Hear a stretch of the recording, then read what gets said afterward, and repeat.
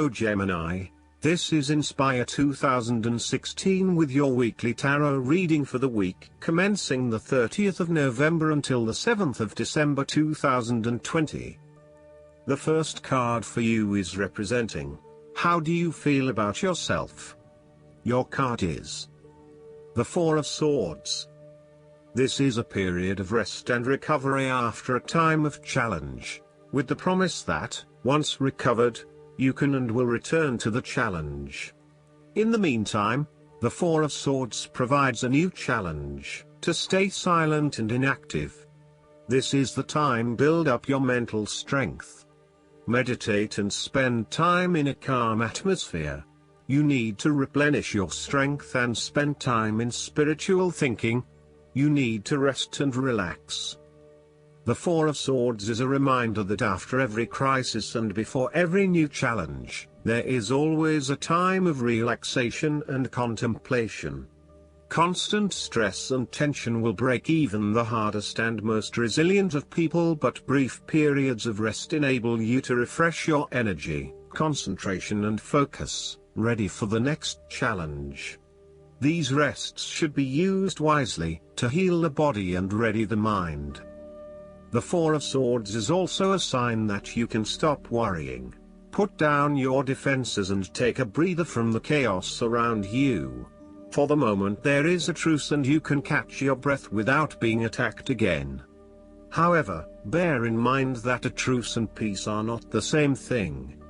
The Four of Swords is a guarantee that challenges will return to your life as soon as you are ready to face them, so make the most of the stillness and quiet you have earned, but never lose sight of the fact that the battle is not yet over, and that there is still work to be done. The second card for you is representing, what do you want most right now?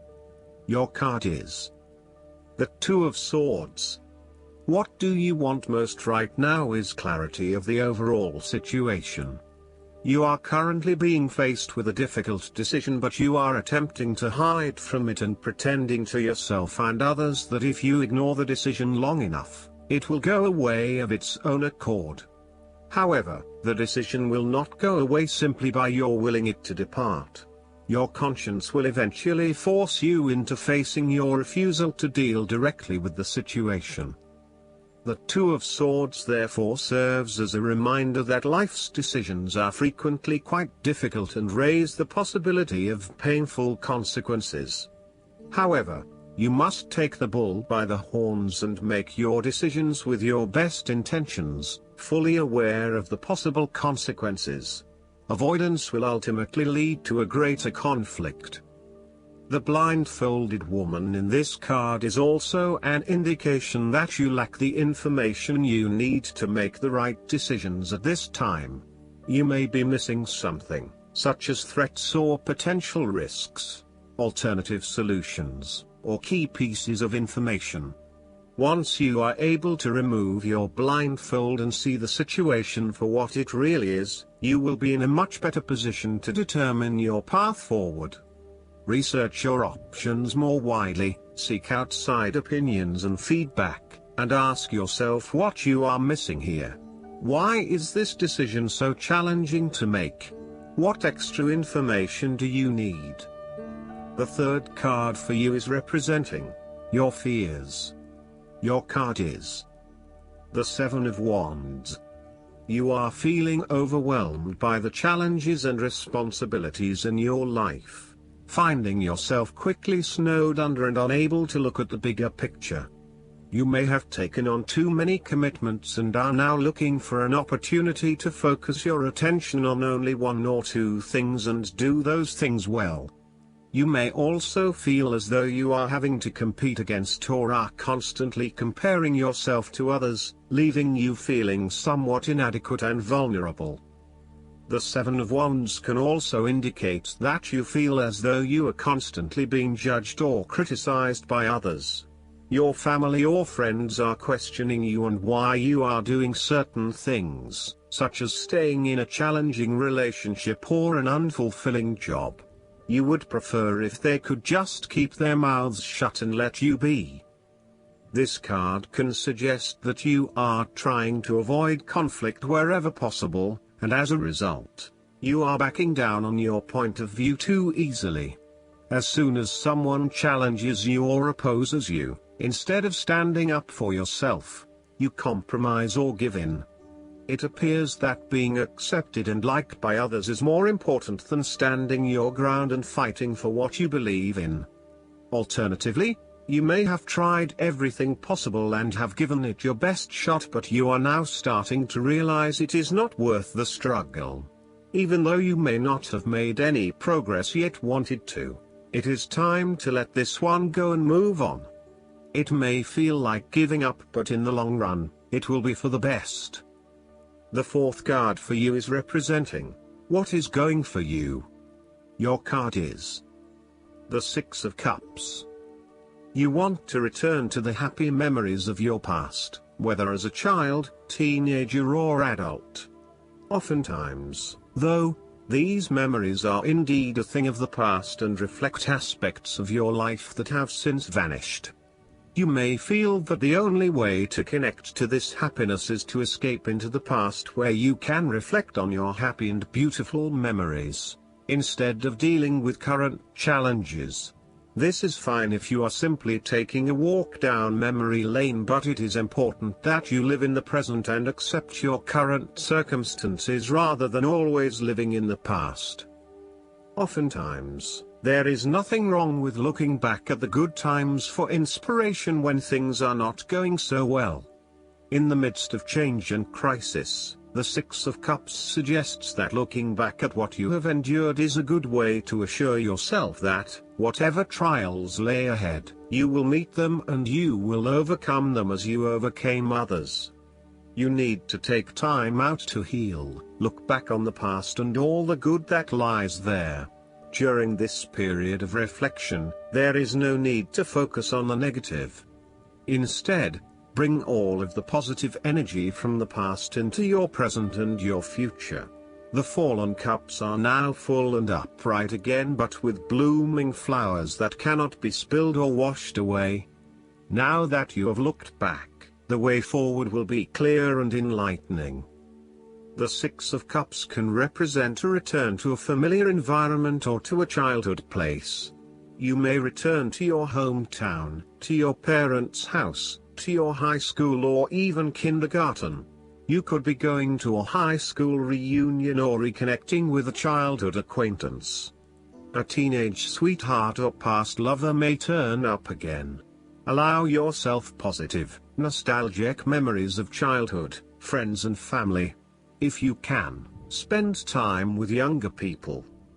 The source of your problems may be in past events that are triggered in the present.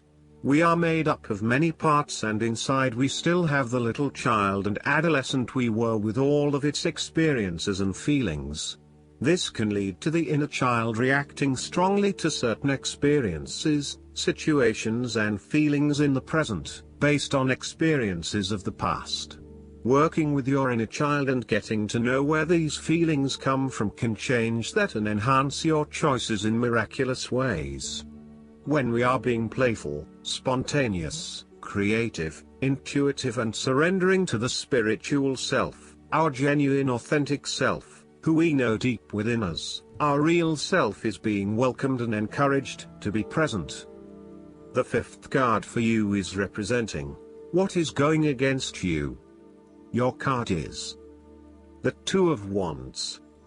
You may also be afraid to step out into unknown territories, despite the huge growth potential, instead preferring to stay with what is familiar to you.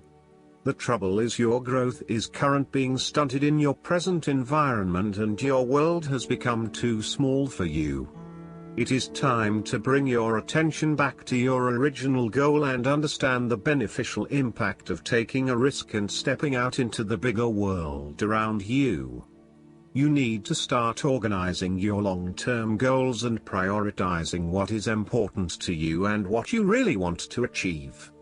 At the moment, it may seem that you want so many things, but you have not thought these through enough to make them a reality. Start at the beginning again and meditate on what is important to you and what motivates and drives you. Look at where your passions are, and then start planning how you will achieve these goals. You have overlooked some important details related to your plan for the future. You may have been moving full steam ahead but have recently hit a roadblock due to lack of planning. You may also be overconfident about your success, overlooking the things that matter most. Or, you may be losing your passion associated with your goal and are becoming easily bored and demotivated. It is essential that you reignite that passion, or start again with something you feel more inspired about.